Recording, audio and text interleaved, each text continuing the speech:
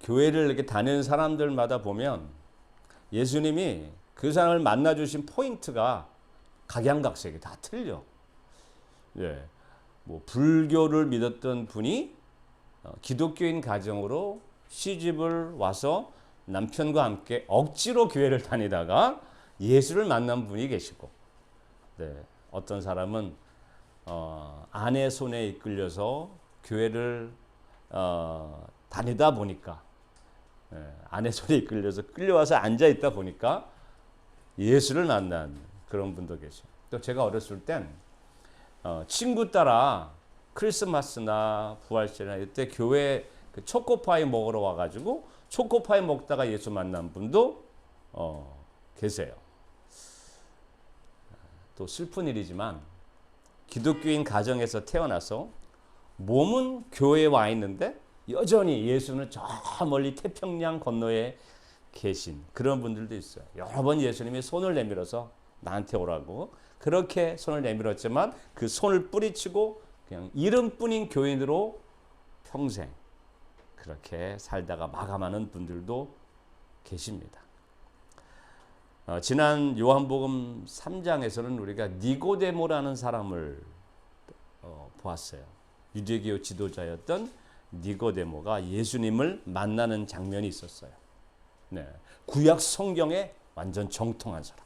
그런 바리새인 니고데모와는 달리 이 요한복음 4장에 등장하는 사마리아 여인은 이 니고데모라는 사람하고는 전혀 완전히 출신 성분이 틀려요.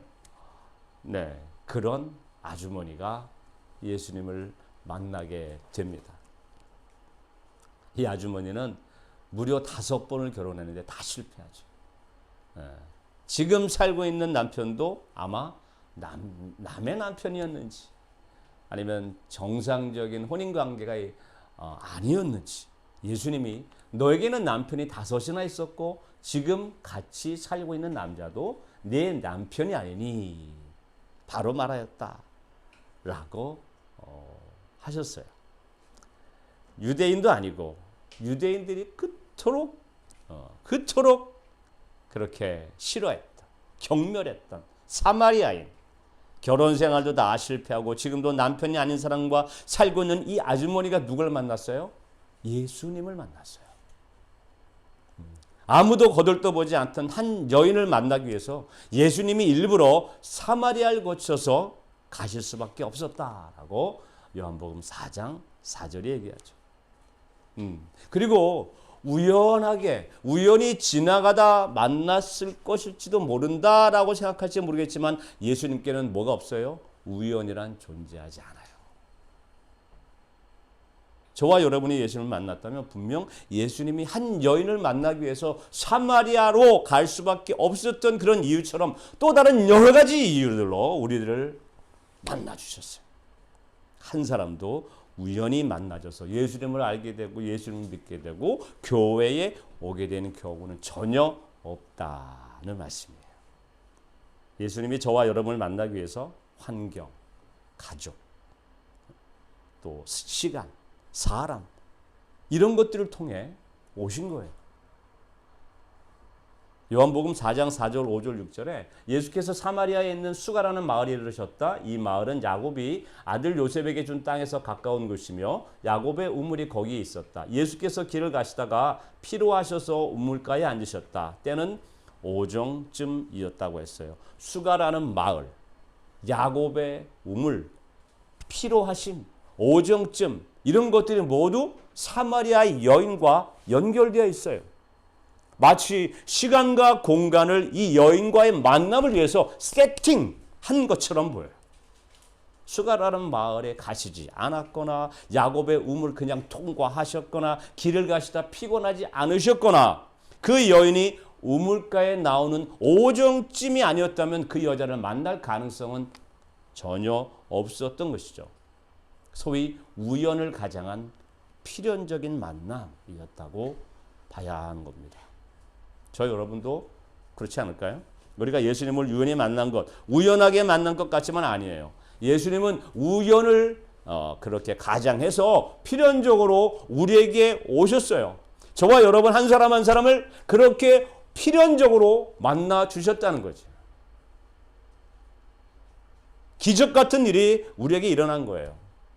이 만남이 기적 같은 일이다 라고 생각하지 않는 분이 있다면 그건 예수님이 나를 선택한 것이 아니라 자기가 예수님을 선택했다고 라고 착각하기 때문에 이걸 기적이라고 보지 않아요. 이 여인도 처음엔 예수님을 만난 게 뭐 기적이야 뭐야 전혀 그런 생각 없이 시큰둥했어요. 심지어 자기에게 말을 걸어오는 예수가 비정상적인 사람이다. 이 사람은 좀 머리가 잘못된 사람이 아니야 라고 생각하는 것처럼 반응했어요.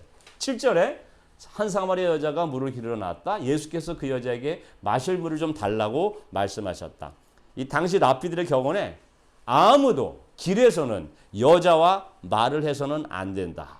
자기 아내와도 길거리에서는 말하지 말라라는 격언이 있었어요. 그런데 그냥 여자도 아니고 유대인 여자도 아니고 사마리아 여인에게 말을 거는 유대인은 더더욱 없었어요. 왜냐하면 유대인은 사마리아 여자는 태어날 때부터 부정했기 때문에 사마리아 여인에게서 난 모든 사람들이 다 부정하고 그 사람들은 어떻게 씻을 방법이 없다라고 생각을 하고 있었어요. 그러니 유대인들은 사마리아인이 쓰는 그릇이나 또 무슨 잔 이런 것들은 물론이고 그들이 먹는 빵까지도 뭐처럼 여겼다 하면은 돼지처럼 여겼어요. 그들이 그렇게 혐오하는 돼지고기처럼 여길 정도로 그들의 모든 것을 부정했다고 봐요. 그런데 그런 유대인 남자가 사마리아인인 자기에게 물을 달라는 것은 첫 번째 이유가 뭐예요? 정신이 나갔거나. 두 번째 이유는 뭐겠어요? 뭔가 음흉한 목적을 가지고 접근했다라고 볼 수밖에 없었던 거예요. 그래서 사마리아 여자가 예수께 말하였다. 선생님은 유대 사람인데 어떻게 사마리아 여자인 나에게 물을 달라고 하십니까? 라고 물은 거죠. 예수님의 그저 물을 하나 좀 달라. 그 한마디에 온갖 짜증이 섞여 있어요. 그리고 퉁명스럽게 신경질적으로 왜 나한테 물을 달라고 해요? 그렇게 묻는 여인에게 예수님이 아무렇지도 않게 생수를 내가 너에게 주겠다라고 말씀하셔요. 예수께서 그 여자에게 대답하셨다. 네가 하나님의 선물을 알고 또 너에게 물을 달라는 사람이 누구인지를 알았더라면 도리어 네가 그에게 청하였을 것이고 그는 너에게 생수를 주었을 것이다. 그랬더니 여자가 말하였다. 선생님, 선생님에게는 두레박도 없고 이 우물은 깊은데 선생님은 어디에서 생수를 구하신다는 말입니까? 이렇게 묻죠. 선생님에게는 두레박도 없고 이게 무슨 뜻이겠어요? 두레박이 지금 누가 가지고 있어요? 여인이 가지고 있어요. 두레박을 가진 내가 물을 떠서 당신을 주면 좋지. 당신이 어디서 두레박을 구해서 저 깊은 우물에 있는 생수를 나에게 떠서 줄 수 있느냐 하고 비아냥거리는 소리예요. 예수께서 네가 하나님의 선물을 알고 또 물을 달라고 하는 사람이 누구인지 알았다면 이라고 말씀하셨지만 이 여인은 하나님의 선물도 또 물을 달라고 하는 사람이 누구인지도 관심이 없고 기대도 하지 않았어요. 전혀 기대감이 없었어요. 예수님의 말을 진지하게 들을 마음의 여유가 전혀 없는 것이죠. 어쩌면 인생이 좀 고달팠을 거예요. 그래서 저분이 하신 얘기가 무슨 얘기인지 들을 그런 마음의 여유가 없었어요. 여러분, 믿음을 갖는다는 것, 믿는다는 것은 뭔가 기대를 갖는 것이라고 생각해요. 여러분 안 그러세요? 예배드리고 신앙생활하고 그게 꼭 돈을 많이 주고 건강해지고 뭐 좋은 걸 받아서가 아니라 신앙생활하면 항상 기대감이 있어요. 그런 기대감이 결국 뭘 만들어요? 기적을 만드는데 이 여자는 기대가 전혀 없어요. 요즘 전도의 현장이 그렇잖아요. 사람들이 기대감이 없어요. 전도를 하러 나가서 전도지를 돌리고 복음 이야기라도 좀 하려고 하면 대부분의 사람들의 얼굴에서 뭐가 느껴져요? 짜증이 느껴져요. 되세요! 라는 그 퉁명스러운 말 한마디에 아무런 기대감을 그들에게서 발견할 수 없어요. 전하는 우리 스스로가 이 사람에게 정말 기적이 일어날 수 있을까 하는 절망감이 들 정도예요.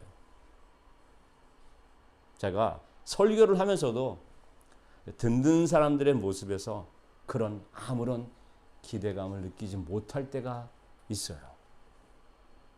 저 스스로는 내가 설교를 못해서 그런가 보다라고 생각할 수 있지만 만약에라도 예수가 나에게 뭘 해줄 수 있는데 그런 마음으로 설교를 듣고 있는 거라면 그건 정말 불쌍한 노릇인 거예요. 왜? 자신에게 일어날 수 있는 그 기적을 스스로 밀어내 버리는 것이나 마찬가지이기 때문에 그래요.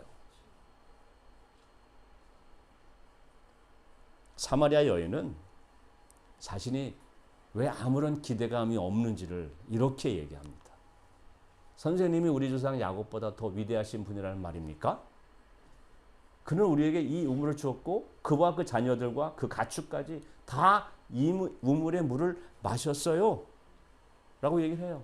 이 여자가 한 말이 틀려요? 다 맞아요.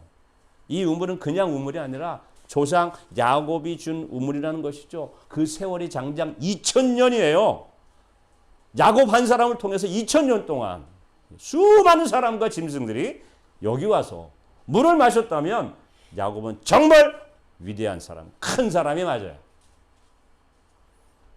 그런 눈에 보이는 야곱의 우물은 뭐예요? 현실이에요. 근데 자기 앞에 생수를 주겠다는 이 유대인 남자는 야곱의 우물과는 전혀 비교가 되지 않는 뜬구름 잡는 허풍선이 같은 이야기를 하고 있는 분인 거예요. 자신은 지금 그 물을 기르러 왔고 이 물이라는 현실이 더 커 보이는 거예요. 솔직히 이게 우리의 모습일 수 있어요.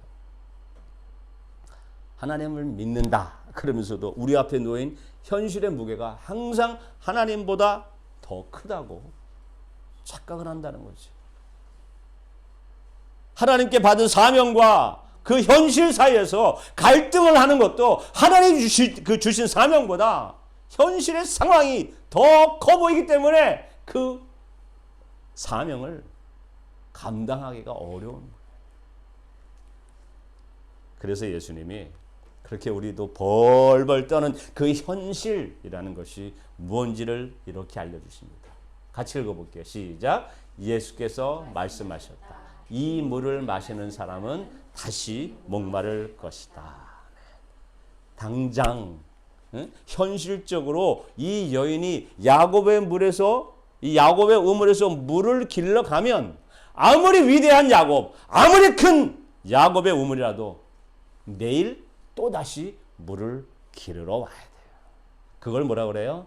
현실이라고 주님이 말씀하시는 거예요. 그래서 예수님이 뭐라 해요? 그러나 내가 주는 물을 마시는 사람은 영원히 목마르지 아니할 것이다. 내가 주는 물은 그 사람 속에서 영생에 이르게 하는 샘물이 될 것이다.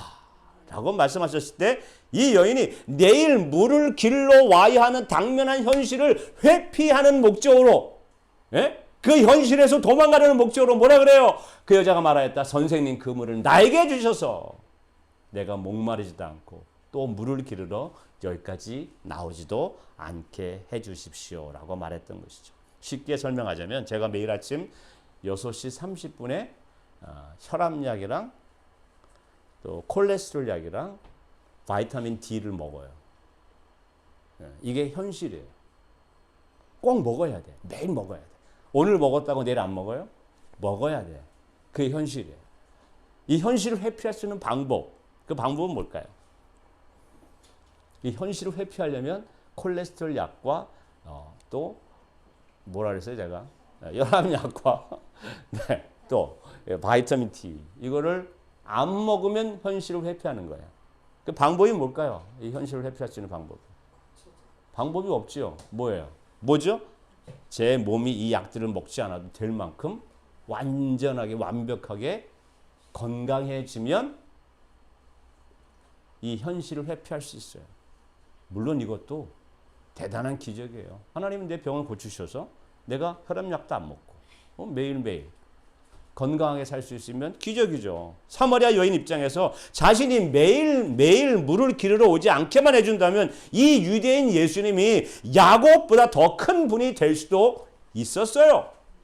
여인은 지금 이런 식으로 현실을 회피하고 싶어서 예수님께 물을 달라고 한 거예요. 예수님의 말씀이 과연 이런 뜻이었을까요? 이런 현실 회피가 예수님의 뜻이었을까요? 아니죠. 이 아주머니께서 계속 못 알아듣고 딴소리 하니까 예수님이 뭐라 그래요? 예수께서 그 여자에게 말씀하셨다. 가서 네 남편을 불러오너라. 그러자 여자가 대답했어요. 나에게는 남편이 없습니다. 예수께서 여자에게 말씀하셨다. 남편이 없다고 한 말이 옳다. 너에게는 남편이 5이나 있었고 지금 같이 살고 있는 남자도 네 남편이 아니니 바로 말하였다. 굳이 예수님이 이 여자의 숨기고 싶은 그 과거를 들춰내고 그 꽉 막힌 현실을 드러낼 필요까지 있었을까요? 있었어요. 이 여자가 예수께서 이 물을 마시는 사람은 다시 목마를 것이다 라고 하신 말씀을 전혀 알아듣지 못하고 그저 현실에 처한 상황을 모면하는 데에만 온 정신이 팔려 있었기 때문에 예수가 주시는 그 샘물, 그 생수가 무엇인지 분명하게 알려주셔야 할 필요가 있었어요. 여자가 5번 결혼했다는 말씀으로 이 여인이 5번 다 만족스러운 결혼 생활을 했다 못했다? 못했다는 것을 알려주고 계세요. 매번 결혼할 때마다 이 여자가 어떤 마음이었겠어요? 이 결혼에 또 실패해야지. 그랬겠어요? 스라자매? 아니지. 결혼할 때마다 어떤 마음이었겠어요? 내가 이 결혼을 성공하겠다. 내가 이 결혼을 통해서 해갈의 기쁨을 누리겠다. 라고 했지만 매번 그 목마름을 해결할 수 없었고 지금의 남편도 역시 뭐예요? 이 사람과 살면서 여전히 그 목마름은 해결되지 않고 있다는 그 사실에 이 여인이 동의하도록 한 거예요.